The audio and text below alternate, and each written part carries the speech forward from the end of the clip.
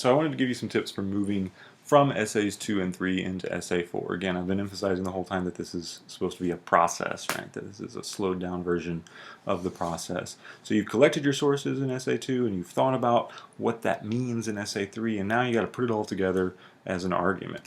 So starting with essay 2, your annotated bibliography, think about how your sources go together. As you were gathering them and reading them, surely you started to see connections, right? Maybe some sources were citing some of your other sources, things like that. There are ways in which these things can be clustered and grouped together. And think about that, because that's going to really help you to structure your essay 4, right? The sources that go together should all be near each other in your essay. So each group of sources might become an aspect of your argument. So go back and review those things. Think about how they work together, how they connect, right? Which of those aspects of your research is the strongest support for your argument, right? You want to make sure that you recognize the strongest points of your argument and structure your essay accordingly by emphasizing those. Also, pay attention to what's the weakest. Maybe there were some parts where I know a couple of you in your annotations were like, I don't know, this source. Be sure you're aware of that. Maybe you don't end up using that source in essay 4. That's fine. You don't have to use everything that you found. Just be aware of what's strongest and what's weakest and how you want to use those and emphasize those or de-emphasize them in your writing. And of course, pay attention to points of opposition. Remember back in essay 1, I required that one of the sources you found be a source that disagrees with you. That was meant to help set you up to be able to deal with opposing arguments in your essays. So if you found sources that disagree with you, sources that point you in different directions, which obviously most of you have and should have, don't discard those, use them. Think about ways to set them up in your argument so that you can set them up, say, these people have a different point of view, but let me tell you why I'm right. Okay, so be aware of that stuff. Be thinking about these things. This is all a reflective process. You need to be reflecting and thinking on what you've been learning and how you've been learning it and how that ultimately leads you to an argument about your topic. Essay 3, of course, was meant to make you reflect on that process by turning it into a story, the story of your research. So think about that. Think about what you turned in for essay 3. Does that narrative reveal a structure for your argument? Does it help you make connections and understand how you got to where you are? In essay 3, you hopefully ended with some identification of what your argument is. So you kind of flip that around in essay 4. Instead of ending with the argument, you begin with the argument and then you support it, right? Essay 3 showed how you got there. Now essay 4 is going to give the argument and then show why it's valid by supporting it using your sources. Be aware of which sources moved you along the most, those most important ones, the ones you really used in essay 3 to help tell your story. Those are the ones that you should emphasize. So think about ways in which you can develop a structure for essay 4 around those really important sources, those really important aspects of your argument. Okay? In terms of essay structure, a few basic tips. Go back to chapter 10 of your guide, which we read earlier this semester, and review that. There's some really good information there about the 3 argument structures. Think about which one best fits your subject and your argument. I think that can be really helpful. Consider the groups and clusters that you came up with in this reflection process. If you came up with groups and clusters, think about how you can fit them together, how you can organize them. Maybe what I often do is write my essays in sections, and we'll look at a sample of an essay that I'm working on here in a minute. Writing in sections helps me. So when I find 3 or 4 sources that I know go together in a way, I'll just write that and then put it in a Word document, and then I can, connect the dots later on in various ways that I'll show you here in a minute.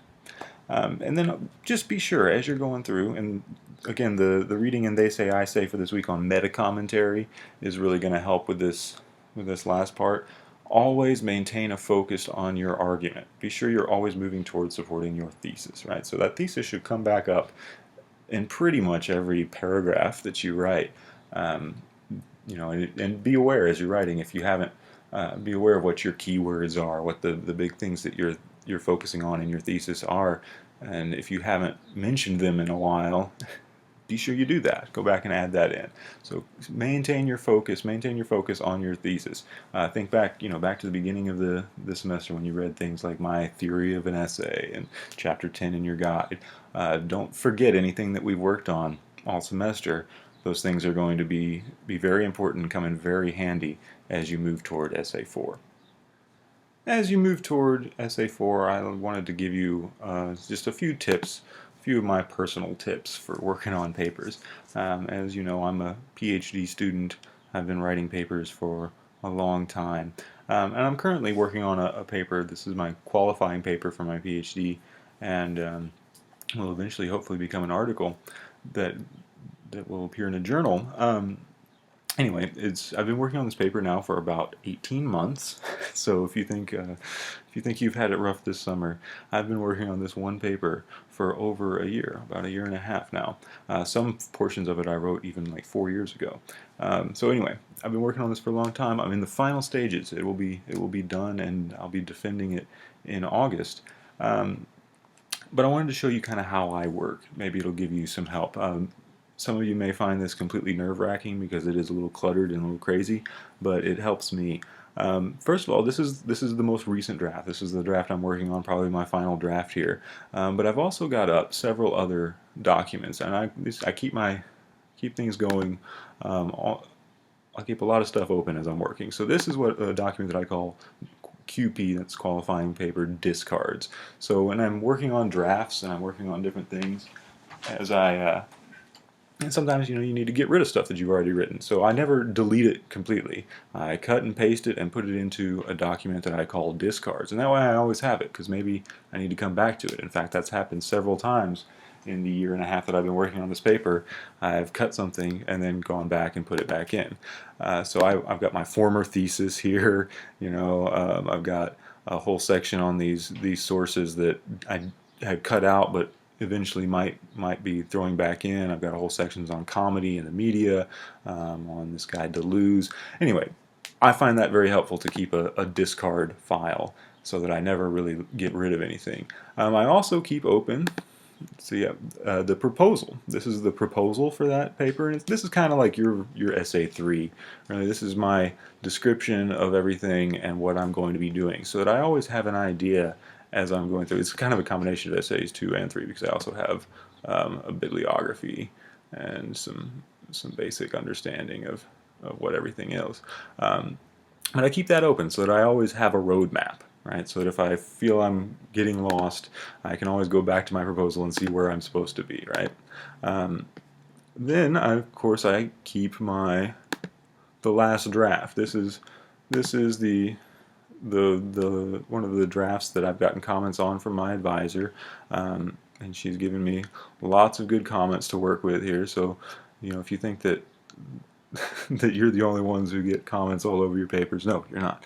I get a lot of them too, right? So I've got all of these files are open at all times when I'm working on this paper, so that I can kind of go through and, okay, well, all right, I'm going to answer that question. You can even see that since between my last draft and this draft, I've changed the title completely, right?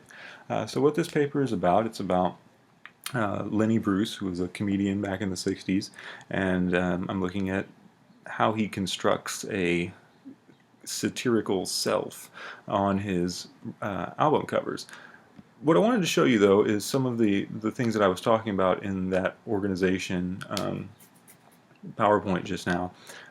Once you come up with, see, this is my thesis. The first 4 pages, the first 3 pages are all introduction and thesis, and then I get to my thesis in here, and you can see, this paper will, as I've told you, this paper will examine the ways in which Bruce's visual persona, right? So I'm clearly identifying my thesis, and then I get into the body of my paper. And what I've done is I've chosen to organize it using subheadings.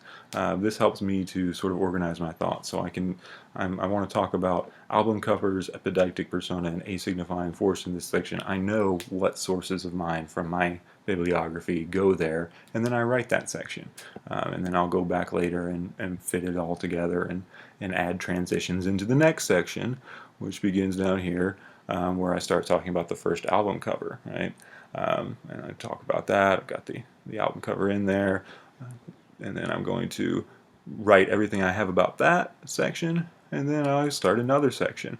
So I've got a whole section on autobiography and social meaning, right? So these are just little things you can do that I think when you have to write a long, daunting paper like this, obviously you can see mine is 29 pages long.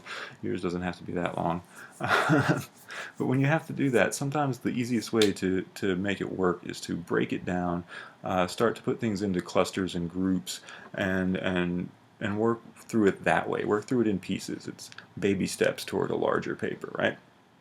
So sometimes students find it helpful just to see how I work, and that's that. I've got a lot of things going on. I've got a lot of things open, and I'm always thinking about the best way to move from what I've done before into a really good, strong paper.